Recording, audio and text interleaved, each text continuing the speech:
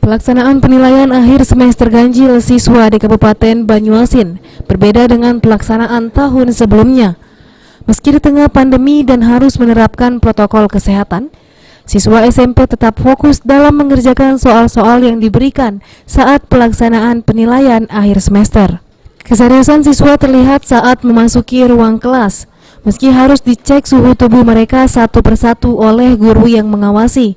Setiap siswa pun dengan disiplin menggunakan masker dan menjaga jarak lantaran pihak sekolah telah mengurangi jumlah siswa yang mengikuti penilaian akhir semester sebanyak 50%.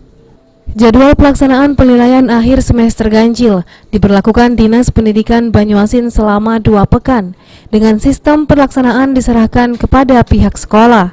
Sebanyak 10 mata pelajaran diujikan, yang seluruhnya merupakan materi tanpa ujian praktek. Dan sebanyak 958 siswa di SMP Negeri 1 Sumbawa mengikuti penilaian akhir semester ganjil yang diawasi oleh 64 tenaga guru. Tidak sama sekali mengganggu. Siswa semuanya taat dengan... Ya, seluruh siswa alhamdulillah mentaati, mematuhi protokol kesehatan dengan mencuci tangan, menjaga jarak dan menggunakan masker.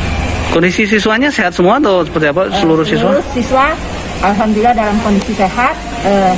Paling kalau memang ada tadi kelas yang kekurangan itu karena ada izin saja. Oke. Para siswa sendiri mengaku telah siap mengikuti pelaksanaan akhir semester ganjil meski harus disiplin menjalankan 3M protokol kesehatan. Covid, takut tak? Takut lah. Takut, tapi dalam belajar. Belajar. Susah tak? Tak. Mana biar tak tertular Covid, apa yang kita lakukan? Menjaga jarak, mencuci tangan.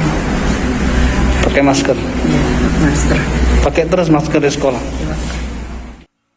Sulaiman, PAL TV.